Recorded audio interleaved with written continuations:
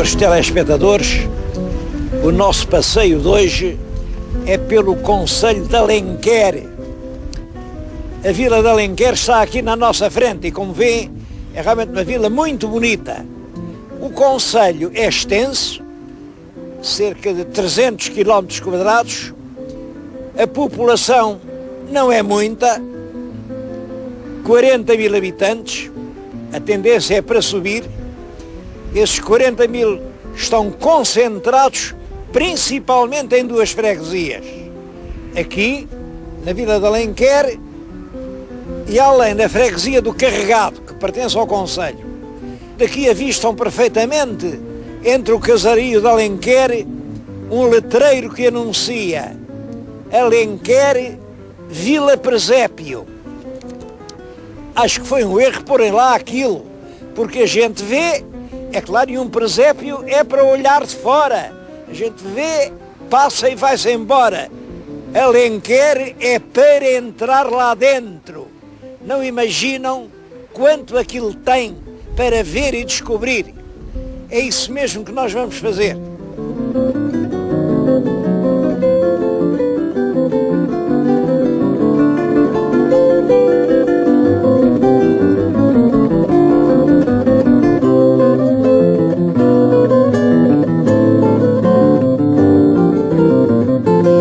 E vamos começar precisamente pelo Salão Nobre da Câmara Municipal de Alenquer. Ele foi agora restaurado, cuidadosamente. Eu acho importante notar todo este trabalho de estuque, toda esta decoração, é trabalho de artesãos locais de Alenquer.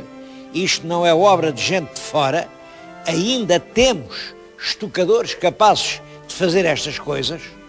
Também o tapete que está no chão, com as armas de Alenquer, é trabalho de artesãos portugueses. É claro, aqui não há a arte do tapete, portanto isto foi feito em arraiolos. Agora, o que é curioso é que no Salão Nobre houve a preocupação de fazer uma espécie de santuário das glórias de Alenquer. Estucados na parede, tem, além, El Rei Dom Manuel. El Rei Dom Manuel porque deu fural a Alenquer. Devo dizer que há uma certa injustiça nisso, porque o primeiro fural de Alenquer não foi o Rei Dom Manuel. Quem lhe deu foi muito antes do Dom Manuel, muito antes, no ano de 1212, a infanta Dona Sancha. A infanta que, aliás, assina como Rainha Sancha, porque era uma infanta que se considerava rainha. Isso criou grandes problemas, até uma guerra civil. Mas quem deu o primeiro fural, não é o Dom Manuel, é a infanta Dona Sancha, filha do rei Sancho I, e, portanto, era ela quem além devia estar.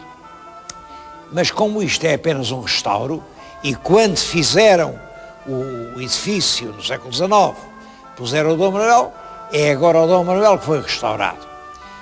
A seguir, outro medalhão, é o Pero de Alenquer. Pero de Alenquer é um navegador célebre, é o navegador que conduziu a armada do Pedro Álvares Cabral, é o navegador que conduziu navios do Vasco da Gama, é, portanto, um dos grandes descobridores do mundo. Bem, o problema é que não se sabe se ele era de Alenquer ou não. Chamava-se Pero de Alenquer e era costume a gente do povo, que se chamava simplesmente Pedro, para distinguir, dizia-se, este é o de Alenquer, aquele é o de Sintra, aquele é o daqui ou dali. Estavam os nomes das terras. Portanto, é possível que eu fosse daqui, mas não há certeza. Outro medalhão, que é o grande Luís de Camões. É que este Palácio da Câmara foi feito no século XIX. E nessa altura havia um pouco a ideia de que Camões podia ter nascido em Alenquer. E essa ideia nasceu de uma situação curiosa, que eu parece-me que já uma vez falei nisso, mas é sempre importante referir estas coisas. Essa ideia nasceu num soneto de Camões. Porque nesse soneto de Camões está expressamente esta frase: criou-me Portugal na verde e clara pátria minha de Alenquer.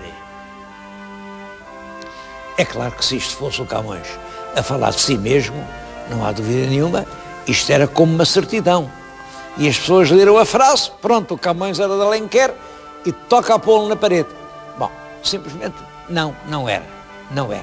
Camões neste soneto não fala dele, fala de um companheiro muito jovem, um companheiro que morreu aos 25 anos.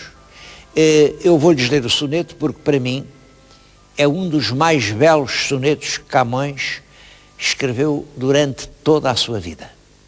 É uma espécie de epitáfio de um imigrante, um jovem que nasceu aqui em Alenquer, não tinha remédio de vida, procurou pelo mundo algum remédio, mas a aventura não lhe deixou encontrar nada do que procurava. Bom, e o que lhe aconteceu foi, em vez de morrer na sua pátria de Alenquer, olhem, morreu a bordo, junto da costa da Abácia. A Abácia é a Arábia. Portanto, morreu no Mar Vermelho. É um clima terrível, onde se aguenta mal, aquela temperatura turva. E o pobre rapaz morreu ali, tão longe da pátria onde nasceu. Mas o melhor é ler o soneto, porque as palavras de Camões são sempre 1000 vezes mais belas do que as minhas. Para o entender, como isto é português antigo, quero dizer que aqui a expressão luz escura significa morte. E 5 lustres, como lustres são 5 anos, 5 lustres quer dizer 25 anos. E o soneto é este: no mundo, poucos anos e cansados, vivi cheios de vil miséria escura. Foi-me tão cedo a luz escura que nem vi 5 lustres acabados. Corri terras e mares apartados, buscando para a vida algum remédio ou cura. Mas aquilo que o não quer aventura, não no alcançam trabalhos acabados. Criou-me Portugal na verde e cara pátria minha de Alenquer, mas ar corrupto que neste meu terreno vaso tinha, me fez manjar de peixes em ti, bruto mar, que bates na Abácia fera e avara, tão longe da ditosa pátria minha. É, como veem, um soneto a um companheiro que morre no Mar da Arábia sem sequer ter completado os 25 anos. De qualquer maneira, é verdade que Camões tinha um amigo que era aqui de Alenquer, que passou na vida 25 anos cheios de vil miséria dura, que emigrou para ver se encontrava no mundo algum remédio ou cura, mas que acabou assim tristemente, como o soneto nos o conta. O outro medalhão é aquele que está além e representa Damião de Góis.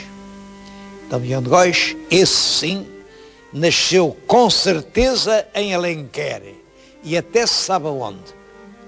E apesar da vida também lhe ter sido dura, conseguiu ser enterrado em Alenquer e também se sabe aonde.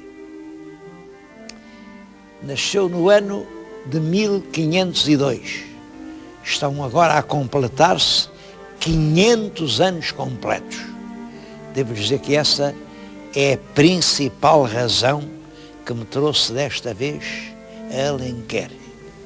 A Câmara Municipal tomou a iniciativa de grandes comemorações. Está aqui um cartaz das comemorações de Damião de Góis e durante todo o ano a memória de Damião de Góis vai ser recordada em Alenquer. Acho um ato de grande justiça, porque Damião de Góis é um dos maiores vultos representantes do civismo, dos valores da cultura e da civilização que jamais nasceram em Portugal.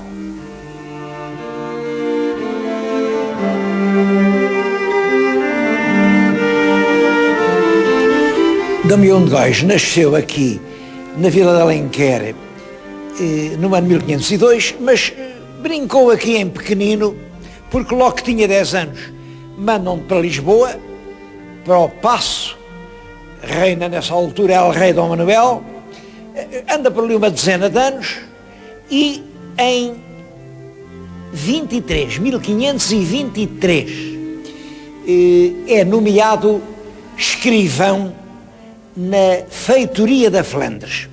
Para perceber a importância disto, é preciso perceber que o negócio das especiarias da Índia era pago com dinheiro, com dinheiro ou com mercadorias que nós tínhamos que comprar, também não tínhamos cá, e as compras faziam-se na Flandres, e para isso tínhamos lá um feitor.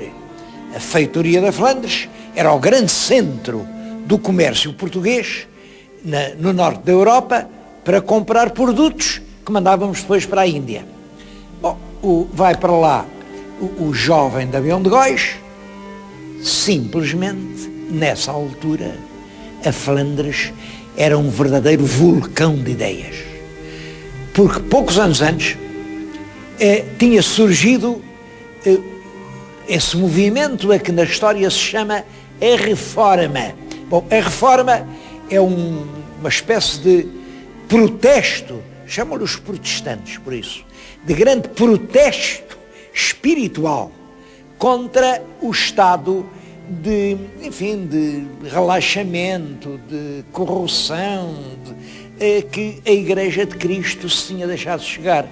Porque Cristo veio pregar a pobreza, a amizade, a paz, e no fundo a sua Igreja não estava a cumprir essa mensagem recebida do seu fundador.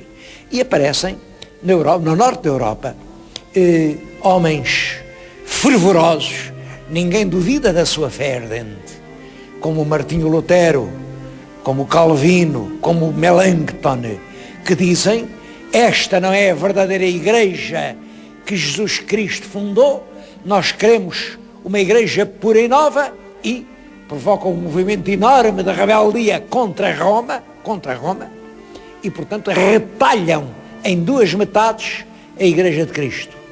Há uma parte que permanece fiel a Roma, a Europa Católica, com a Itália, com a Espanha, com a França. Mesmo a França é realmente dividida cruelmente, e passa por um banho de sangue, e a metade do norte, praticamente toda a Alemanha, a Inglaterra, os Países Baixos, o norte, a Dinamarca, todos esses países são levados na onda do protestantismo.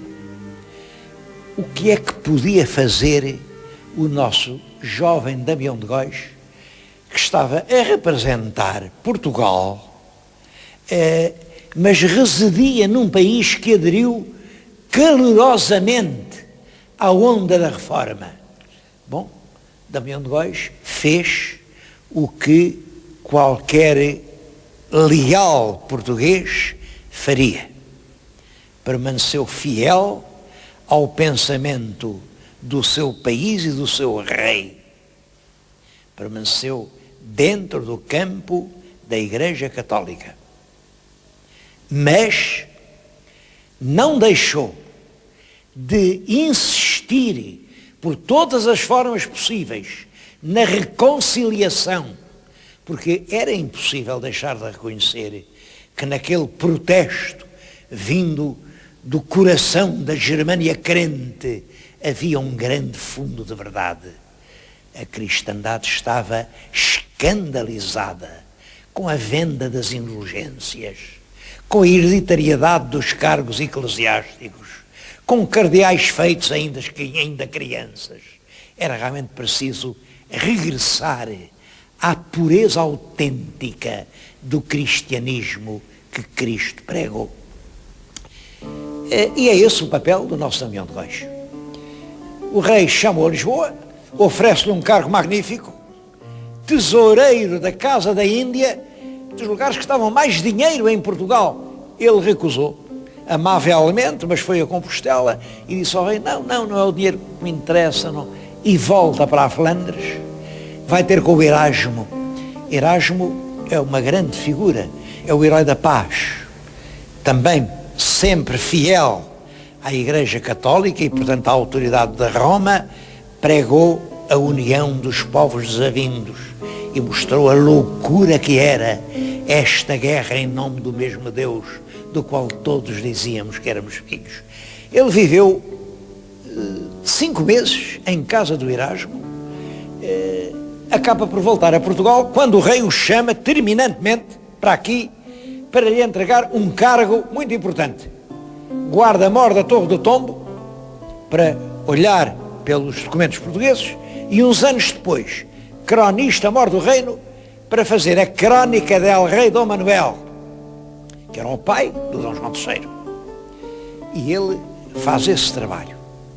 Devo dizer que a crónica de Dom Manuel é um exemplo de história séria.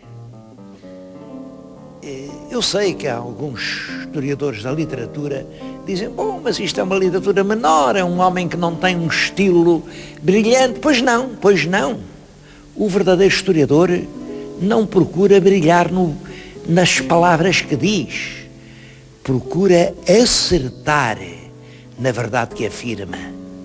E a crónica de Dom Manuel é um dos livros portugueses que merecem mais fé ainda hoje.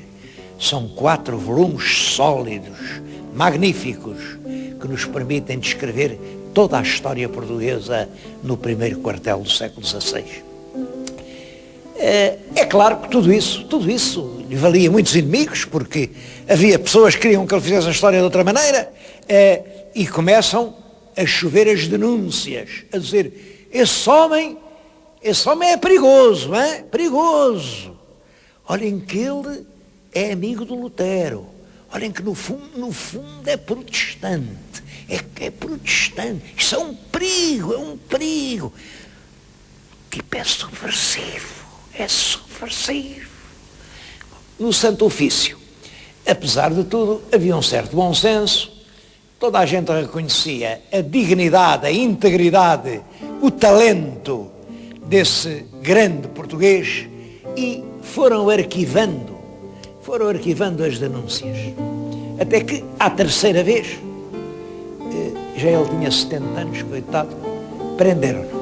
Acusaram-no exatamente disso, de ser herege, de ser luterano, de ser reformista, ele defendeu-se com grande energia. Acho que o cardeal Dom Henrique o ajudou, porque, apesar de dizerem, sim senhor, prova-se que ele é realmente luterano e relapso e não confessa, e isso era razão para a fogueira, mas apesar disso, deram-lhe apenas cárcere por toda a vida no Mosteiro da Batalha, mas logo no ano seguinte deixaram-no sair do mosteiro e voltar à sua querida vila de Alenquer. Ele aqui organizou uma capela e ofereceu à sua terra uma imagem que comprou na Flandres. Essa imagem que está junto de mim, este é o Jesus Cristo que o comovia e no qual ele acreditava. É um homem desnudo, vexado, dorido, amarrado, humilde, pronto a todo o sacrifício e todo o sofrimento. É um Deus que vai morrer por nós. É esta lição de humildade que Ele oferece à sua própria terra. Não sei como, talvez por não ser de ouro nem prata, ela chegou até hoje. Está aqui quase abandonada, quase esquecida. Este era o cristianismo de Damião de Góis. Também foi aqui que ele morreu, não se sabe bem como. Estou a falar-lhes, na capela onde hoje está enterrado. Esta é a sua lápide sepulcral. Estão os ossos dele com a cabeça fraturada, porque não se sabe bem como, mas estava à lareira, alguém lhe deu no crânio uma pancada mortal que lhe fraturou a cabeça de um lado a outro e ele caiu na lareira e morreu queimado como os inimigos queriam, queimado numa fogueira. Não foi a fogueira da Inquisição, foi a fogueira do seu próprio lar. De qualquer maneira, é um homem que morre vítima da tolerância de que toda a vida foi apóstolo.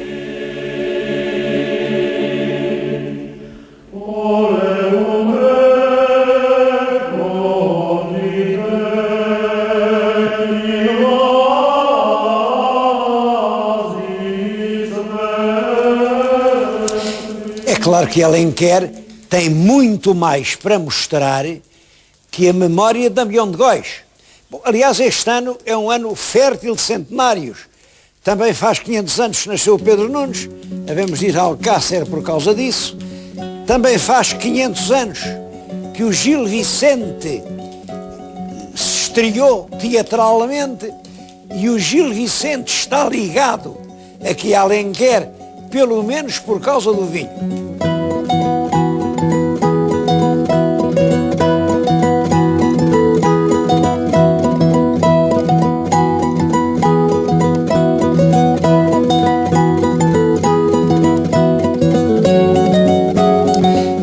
Penso que o Gil Vicente não nasceu em Alenquer. Aliás, ninguém sabe onde é que ele nasceu. Mas uma coisa é certa. Ele conhecia os vinhos de Alenquer. No famoso Pranto da Maria Parda, põe uma velha bêbada de Lisboa a falar nos melhores vinhos que há em Portugal. E a certa altura ela diz: vão por mim à Santa Orada, da Touguia e da Brigada e à Corujeira, santa que me curou a garganta quando foi a peste passada. Eu estou-lhes a falar precisamente na Brigada, que continua a fazer vinho igual ao tal que a Maria Parda cobiçava. É uma quinta histórica, uma quinta que pertenceu, nem mais nem menos, que a Pedro Álvares Cabral, o famoso descobridor do Brasil. Depois um filho dele vendeu uma outra família que ainda hoje a conserva. Mas no concelho há imensas quintas. Havia há 100 anos perto de 200 quintas com capela e brasão. Uma grande parte disso tem sido destruído, tem sido arrasado, tem sido vandalizado, mas ainda há muitas, sobretudo no norte do concelho. E há a produção do vinho, isso não se interrompeu. Há neste concelho de 40 mil habitantes 8.000 produtores de vinho. A quantidade de vinho produzido é realmente enorme, é 65% do vinho de toda a Extremadura vai aqui do concelho de Alenquer.